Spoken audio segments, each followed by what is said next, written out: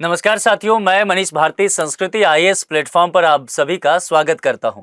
साथियों, जैसा कि हम सभी जानते हैं कि भारत लगातार एनर्जी क्राइसिस से अभी जूझ रहा है। खास करके जिस तरह से मिडिल ईस्ट में माहौल गर्म है, युद्ध छिड़ा हुआ है और लगभग अब देखा जा रहा है कि लगभग कुछ दिनों में मामला शांत हो जाएगा, जैसा कि कुछ संकेत वहां से मिल रहा है। लेकिन ये तमाम जो घटना हुआ, इसके वजह से हमें एक चीज सीख मिला कि हमें ऊर्जा आत्मनिर्भरता को हासिल करना ही है, क्योंकि हम इतने बड़े देश हैं, इतनी बड़ी 146 करोड़ की आबादी है। अगर हम अपनी ऊर्जा जरूरत के लिए हमेशा दूसरे देशों पर निर्भर रहेंगे तो दुनिया में कहीं भी कुछ उथल पुथल होगा तो उसका नुकसान हमें ही झेलना पड़ेगा। अब जरा सोचिए, युद्ध कौन कर रहा है? ईरान, इजराइल और अमेरिका। और नुकसान किसको हो रहा है? भारत को। तो अगर आप अपनी आत्मनिर्भरता पर नहीं ध्यान देंगे तो निश्चित तौर पर आपके लिए यह कमी होगा। इन्हीं तमाम चीजों को देखते हुए भारत सरकार अब एक प्रोग्राम लेकर के, एक कह सकते हैं स्कीम लेकर के आई है, जिसके अंतर्गत कुछ महत्वपूर्ण निर्णय लिए जा रहे हैं। देखिए, हमारे पास निश्चित तौर पर एनर्जी के लिए हम दूसरे देशों पर निर्भर हैं। मोर देन 85%, कहीं कहीं तो 90% तक देखने को मिलेगा कि भारत अपनी ऊर्जा जरूरत के लिए दूसरे देशों पर निर्भर है, यानी कि आयात करता है। लेकिन एक बात ध्यान देना है कि हमारे पास कोयला है। हम दुनिया के उन देशों में शामिल हैं जिसके पास कोयला का एक बहुत बड़ा भंडार है। अगर इस कोयला से हम कुछ ऐसा प्रोसेस कर लें, कुछ ऐसा तकनीक डेवलप कर लें जिससे कि हमें गैस की प्राप्ति हो जाए, तो हमारी एनर्जी क्राइसिस खत्म हो सकता है। यानी कि हम जो है फिर दूसरे देशों पर अपनी ऊर्जा सुरक्षा के लिए निर्भर नहीं रह जाएंगे। और इसी प्रोसेस को कहा गया है कोल गैसिफिकेशन। कोल गैसिफिकेशन कहने का तात्पर्य है कि एक ऐसा पूरा संयंत्र, पूरा सिस्टम डेवलप किया जाए जिसमें कोयला से गैस निकाल लिया जाए और फिर उससे काम को आगे बढ़ा दिया जाए। तो ये बातें अब कही जा रही है और कहा जा रहा है कि भारत सरकार इसको जोर शोर से शुरू करना चाह रही है, क्योंकि आज के समय में हमारे लिए ये नितांत आवश्यक हो गया है। तो कोयला तो पहले भी हमारे लिए बहुत महत्वपूर्ण था, लेकिन अब इसे आप कह सकते हैं ये काला सोना हो गया है। और इन तमाम चीजों को लेकर के भारत सरकार अब इन्वेस्ट करते हुए नजर आ रही है, जिसमें टारगेट रखा गया है कोल गैसिफिकेशन के लिए। देखा जाए तो 4 लाख करोड़ का इन्वेस्टमेंट इसमें होगा, 3 लाख करोड़ सेविंग होंगे। 3 लाख करोड़ सेविंग कहने का तात्पर्य है कि अभी तक आप आयात करते हैं, है ना, तो आयात करते हैं तो आप बिल पे करते हैं। बिल पे करते हैं तो मान लेते हैं डॉलर में करते हैं, तो आपका जो फॉरेक्स है उस पर भी तो दबाव बढ़ता है, वो भी तो खाली हो रहा है। तो ये रुपया अब आपका बच भी जाएगा, वो 3 लाख करोड़ का सेविंग होगा। और सबसे महत्वपूर्ण बात क्या है? 1 लाख जॉब भी इससे क्रिएट होगा। ये बेहद महत्वपूर्ण बात है, क्योंकि भारत एक ऐसा देश है जहां पर कार्यशील जनसंख्या फिलहाल बहुत ज्यादा, यानी कि 15 से 59 साल के लोगों की आबादी की बात करेंगे तो ये बहुत है, युवाओं का देश है। तो लोगों को रोजगार चाहिए और 1 लाख जॉब क्रिएट अगर होता है तो ये हमारे लिए वरदान साबित होगा। इन तमाम चीजों को लेकर के देखा जाए तो कहा गया है कि 37,500 करोड़ रुपया खर्च किया जाएगा। 100 मिलियन टन जो है 2030 तक, इससे यह टारगेट रखा गया है कि गैस निकाला जाएगा।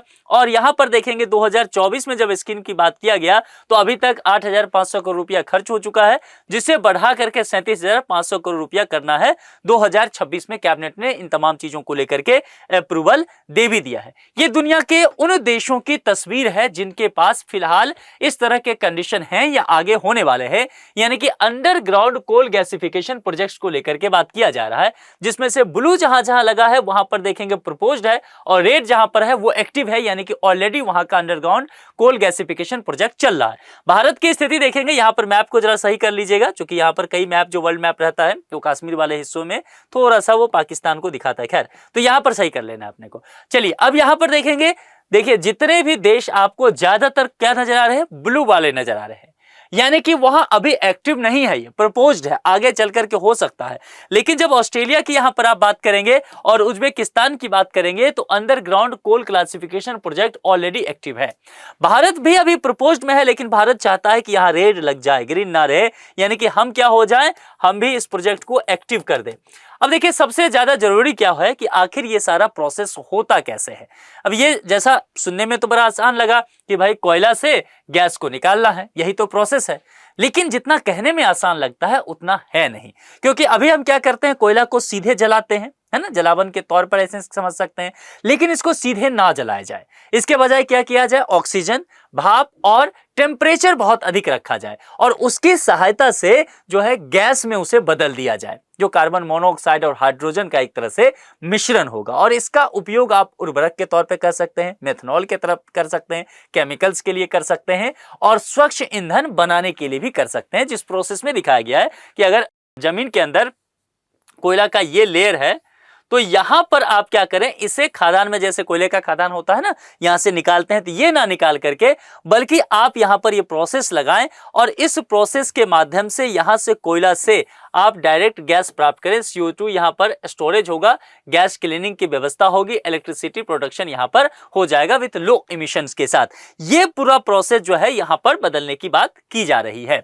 और इन तमाम चीजों से कहा गया है कि पोटेंशियल सेविंग कितना हो सकता है, तो 60,000 से लेकर के 90,000 करोड़ तक हो सकता है। दुनिया के कुछ देश इस काम को लेकर के आगे बढ़ रहे हैं, जिसमें China, south Africa, United states हैं। ये सारे जो हैं ऑलरेडी इस प्रक्रिया को लेकर के आगे बढ़ते हुए नजर आ रहे हैं। भारत के लिए महत्वपूर्ण कई चीजों से है, जैसे कि अगर कोयला गैसीकरण पर जोर देता है भारत, तो अपने एनर्जी सिक्योरिटी को प्राप्त कर पाएगा, क्योंकि भारत के पास दुनिया का बड़ा कोयला भंडार खुद मौजूद है। आयातित गैस और तेल पर निर्भरता कम होगी, तो मैंने पहले ही कहा कि फॉरेक्स पर दबाव कम बढ़ेगा, तो आपका ये रिजर्व भी जो है वह बचा रह जाएगा। आयातित बिल में कमी आएगी। अभी जो आप कह रहे हैं ना, किसानों से प्रधानमंत्री ने कहा कि उर्वरक का इस्तेमाल मत कीजिए, क्यों? क्योंकि आप जानते हैं कि उर्वरक आप दूसरे देशों से खरीद के लाते हैं, आयात बिल आपका बढ़ता है। मेथनॉल हो गया, केमिकल्स हो गया, तमाम तरह के जो ये नेचुरल गैसेज हैं, ये सब हम दूसरे देशों पर निर्भर हो रहे हैं। तो जाहिर सी बात है, जब हमारे पास होगा तो निश्चित तौर पे हमारा आयात बिल कम हो जाएगा और भारत आत्मनिर्भर होगा, भारत की आत्मनिर्भरता बढ़ेगी, घरेलू संसाधन से ईंधन और औद्योगिक कच्चा माल तैयार होगा, कोयला का एक वैकल्पिक उपयोग भी हो जाएगा। अभी होता है कि केवल बिजली उत्पादन करने में लगाते हैं, लेकिन बिजली उत्पादन तो करना ही है, इसके अलावा उच्च मूल्य वाले उत्पादकों के निर्माण का भी प्रयोग किया जाएगा और रोजगार भी बढ़ेगा। जैसे कहा गया कि 1 लाख रोजगार क्रिएट होगा, ये अपने आप में एक बहुत बड़ी बात है। और इसके अलावा इंडस्ट्री के लोग जो हैं, बहुत सारे लोग ये भी इस चीज को सपोर्ट करते हुए नजर आ रहे हैं कि भारत को अब समय के साथ इस चीज की आवश्यकता है कि अगर वो पावर सेक्टर में बढ़िया करना चाहता है, केमिकल्स, फर्टिलाइजर्स, फ्यूल गैसेज, है ना, तो निश्चित तौर पर यहाँ पर कोल गैसिफिकेशन इंडिया को करना चाहिए। और इसके लिए अगर देखा जाए तो बहुत तरह के PSU जो सेंट्रल गवर्नमेंट के हैं उसके साथ काम चल रहा है। जैसे कि अगर कुछ प्लांट की चर्चा अगर आप करेंगे, जैसे कि ओडिशा का ही प्लांट देखें, ओडिशा में कई सारे 2 प्लांट दिखेगा आपको, फिर एक वेस्ट बंगाल में दिखेगा, फिर एक आपको महाराष्ट्र में दिखेगा। और जहां पर कहा गया है कि जैसे ओडिशा का देखेंगे फाइनेंशियल ईयर 2028 तक यहाँ पर जो किया जाएगा पूरा, ऐसे ही दूसरा प्लांट भी जो है फाइनेंशियल ईयर 2030 तक है, ये भी 2030 तक है और ये भी महाराष्ट्र का भी 2030 तक है। तो कुल मिलाकर के कोल इंडियाज का 4 ज्वाइंट वेंचर्स यहाँ पर PSU सेंटर के साथ चल रहा है। तो उम्मीद है कि आने वाले समय में यहाँ से बेहतर रिजल्ट मिलेंगे। इसके अलावा प्राइवेट सेक्टर भी इसमें अपना हाथ अपना रही है, जिसमें जिंदल स्टील का देखेंगे जो कि ओडिशा में ही है, फाइनेंशियल ईयर 2030 तक परिणाम आने की चांसेस है। इसके अलावा देखेंगे ग्रेटा एनर्जी एंड मेटल, ये महाराष्ट्र में है 2030 तक यहाँ से। और दूसरा ये जो अगर देखा जाए तो new era clean tech solution, ये भी 2030 तक महाराष्ट्र में है। और new era clean tech solution demo ethanol, ये भी फाइनेंशियल ईयर 2030 तक महाराष्ट्र में है। तो ये प्राइवेट सेक्टर्स हैं, ये CPSUs हैं, PSU सेंट्रल के अंतर्गत के, और ये इसके अलावा कुछ जो आपको दिखेंगे ये प्राइवेट सेक्टर है। तो कुल मिलाकर के सरकार ये चाह रही है कि यहाँ पर निजी निवेश को भी बढ़ावा दिया जाए, ताकि कोशिश ये की जा सके कि भारत की जो एनर्जी क्राइसिस है उसको खत्म किया जा सके। आने वाले दिनों में हमें दूसरे देशों की तरफ ये ना देखना पड़े। लेकिन इन तमाम चीजों के बीच कुछ चिंताएं भी हैं, कुछ समस्या भी है, उसे कहा जाता है स्लो बर्न। स्लो बर्न ये कहा गया कि भाई आप कह रहे हैं कि कोयला से आप गैस बनाएंगे, लेकिन ये तो समझिए कि इसमें कॉस्ट बहुत ज्यादा लगेगा। गैसीकरण संयंत्र जो है वो आपको सेटअप लगाना होगा। जो निवेशक हैं वो जो पैसा निवेश करेंगे, जैसा मैंने कहा प्राइवेट सेक्टर ही है, तो सोचिए उसका जोखिम भी बढ़ेगा। भारतीय कोयला की गुणवत्ता की भी बात कीजिए, क्योंकि भारतीय कोयला जो है ना उसमें राख की मात्रा बहुत ज्यादा है, एस कंटेंट बहुत ज्यादा है। तो जाहिर सी बात है कि उच्च गुणवत्ता वाले कोयला भी आपको चाहिए। इसके अलावा इन तमाम चीजों को करने के लिए, जैसा मैंने आपको बताया था कि तकनीकी जटिलताएं बहुत हैं और पर्यावरण को लेकर के भी कुछ चिंताएं हैं। पर्यावरण को लेकर के चिंता है कि CO2 उत्सर्जन अभी भी एक बड़ी चुनौती है ना। तो अब यहां पर ये सारी चीजें देखी जा रही है कि किस तरह से लागत भी कम हो, कोयला की अच्छी गुणवत्ता हमें मिल जाए, पर्यावरण की चिंताएं भी कम हो जाए और प्राकृतिक गैस से जो एक तरह से आपका प्रतिस्पर्धा आप दूसरे देशों से लेते हैं, लेकिन अपना अगर आप कोल गैसिफिकेशन करते हैं और उस आयात बिल से भी ये लागत बढ़ जाए, फिर तो परेशानी हो जाएगी ना। फिर तो ये पूरा जो आप करना चाह रहे थे उसका कोई उद्देश्य नहीं रह जाएगा। और इन तमाम चीजों को करने के लिए आपके पास एक पर्याप्त मात्रा में इंफ्रास्ट्रक्चर होना चाहिए। तो कुछ चैलेंजेस हैं, लेकिन लगातार भारत सरकार इन तमाम चीजों को दूर करने का कोशिश कर रही है।